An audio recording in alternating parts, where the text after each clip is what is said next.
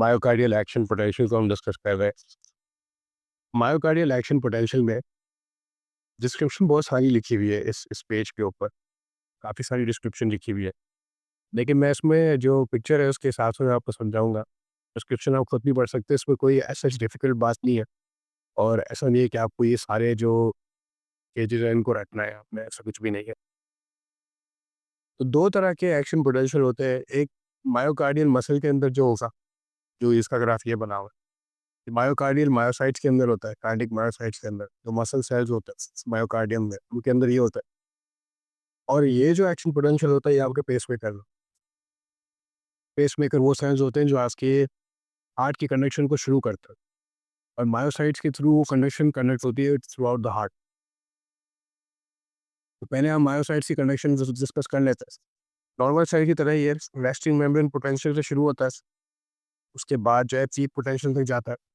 Peak potential से थोड़ा सा डिप आता है, थोड़ा सा डिप इस वजह से आता है क्योंकि तो कैल्शियम के आयन चैनल्स खुलते हैं और फिर प्लेटो आता है। अब प्लेटो आपको पता है कि प्लेटो इसी वजह से आएगा क्योंकि कैल्शियम की रिलीज होगी।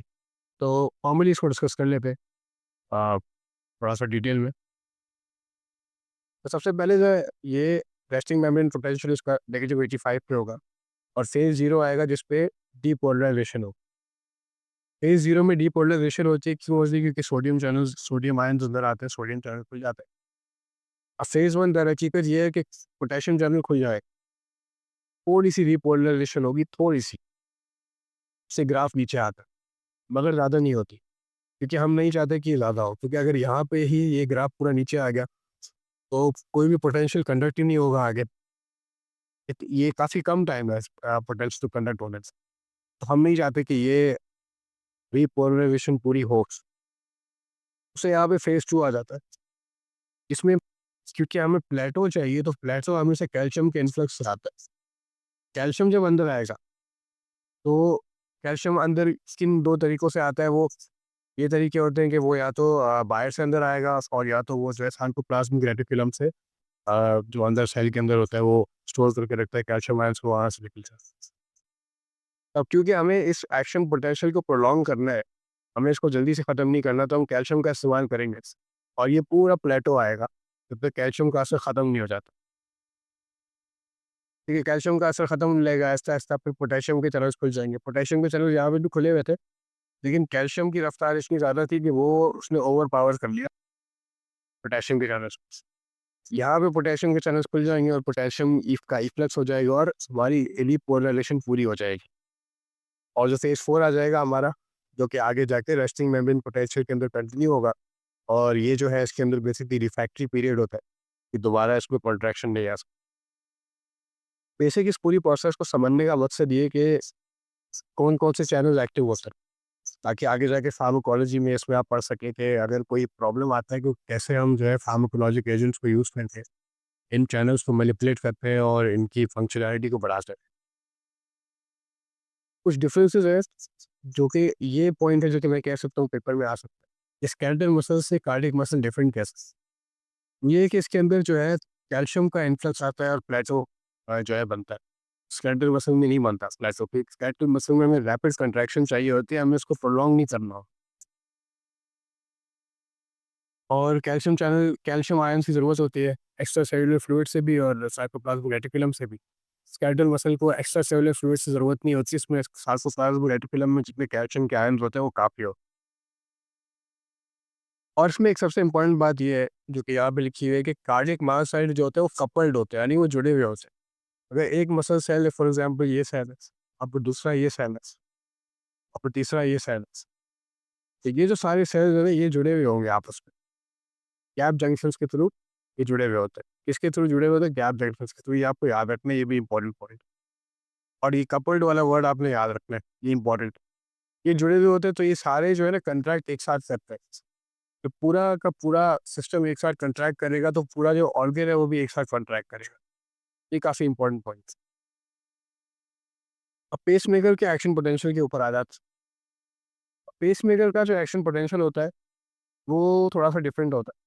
वो थोड़ा-सा डिफरेंट ऐसे होता है कि इसके अंदर हमें कोई प्लेटो नहीं चाहिए होता, कोई प्लेटो की ज़रूरत नहीं होती। लेकिन जो इसकी शुरुआत होती है ना वो थोड़ी डिफरेंट होती है। अब यहाँ पे तो यहाँ पे इलेक्ट्रिक कंडक्टिविटी आएगी और सोडियम चैनल खुल जाएंगे। यहाँ पे तो ये सोडियम चैनल खुल जाए और डीपोलराइजेशन हो गई। लेकिन ये सोडियम चैनल आए कहाँ से? ये खुले क्यों? ये खुद से क्यों खुले? ये करंट कहीं ना कहीं से तो शुरू होगा ना, तो वो शुरू यहाँ से होता है। अब यहाँ पे आपको ऐसी पीक नहीं मिलेगी, यहाँ पे आपको ऐसी पीक नहीं मिलेगी, क्योंकि यहाँ पे सोडियम चैनल्स को खुद खुलना है, कोई करंट आ नहीं रहा। खुद खुलने के लिए ये फेज जो है सबसे इम्पोर्टेंट है। ये वाला फेज 4 है, या इसको हम फेज 0 फेज। तो फेज 0 से अगर हम फेज 4 से शुरुआत करते हैं, फेज 4 से, फेज 4 में क्या होता है कि स्पॉन्टेनियसली, ऑटोमेटिकली, जो कि फनी करंट चैनल्स होते हैं, उसको आपने याद रखना है, इंपॉर्टेंट नाम है। तो फनी करंट आयन चैनल्स होते हैं, ये क्या करते हैं कि जो सोडियम चैनल्स होते हैं वो खुद ही खुलना शुरू हो जाता है, जिसकी वजह से स्लोली सोडियम अंदर आने लगता है। एकदम से नहीं आता, एकदम से आता तो फिर ऐसे ग्राफ बनता है, लेकिन ये स्लोली आने लगता है, तो ये ग्राफ ऐसे बन रहा हो, आराम आराम से चैनल्स खुद ही खुलना शुरू हो जाते हैं। स्लोली स्लोली पोटेंशियल अंदर आ रहा, सोडियम अंदर आ रहा होता है। सोडियम अंदर कितना आएगा? सोडियम अंदर तब तक आएगा जब तक थ्रेशोल्ड पोटेंशियल रीच नहीं हुआ। थ्रेशोल्ड पोटेंशियल जब तक रीच नहीं हो जाता, सोडियम अंदर आएगा। जब थ्रेशोल्ड पोटेंशियल रीच हो जाएगा, तो फेज 0 हमारा जो है ना वो शुरुआत, फेज 0 की शुरुआत हो जाएगी। इससे हमारा कैल्शियम चैनल जो है चल जाएंगे। ये वोल्टेज गेटेड होता है, मतलब इनके लिए थ्रेशोल्ड को रीच होना लाजमी है, वरना ये नहीं खुलेंगे। ये जब खुल जाएंगे तो जो सोडियम चैनल्स होते हैं वो इनएक्टिवेट हो जाते हैं, और कैल्शियम की वजह से ये आपकी डीपोलराइजेशन पूरी हो जाती है। और फिर फेज 3 आ जाता है यहाँ पे। फेज 3 कैल्शियम जो है ना वो इनएक्टिवेट हो जाते हैं, और पोटेशियम चैनल जो है इनकी डीपोलराइजेशन करा दो। तो इसमें 1 और 2 जो है आप देख सकते हैं कि एब्सेंट है, कि प्लेटो और ये सब कुछ नहीं होता। लेकिन इसमें इसको ज़रूरत नहीं है, इसमें जो ये वाला फेज है वो सबसे ज़्यादा है। तो पेस मेकर, अगर सवाल आपसे पूछा जाए कि पेस मेकर जो है वो ऑटोमेटिकली कैसे करंट कैसे जो जनरेट कर रहा है पेस, वो इस फेस की वजह से जनरेट कर रहा है, और इन चैनल्स की वजह से जनरेट कर रहा है, जो ये फनी करंट चैनल्स है इनकी वजह से जनरेट कर रहा है। ये सबसे इम्पोर्टेंट, ये क्योंकि ऑटोमेटिकली खुल जाते हैं, इनको खुलने की ना कोई ज़रूरत, कोई करंट नहीं चाहिए होता इनको खुलने के लिए। इस पैराग्राफ में मल्टीपल इन्फॉर्मेशन दी हुई है। उसमें ये दिया हुआ है कि फेस 4 का जो स्लो है उसको मल्टीपल चीज़ें अफेक्ट करती है। मिसाल के तौर पे एसिटाइलकोलिन और एडिनोसिन जो है वो उसका रेट कम करेंगे।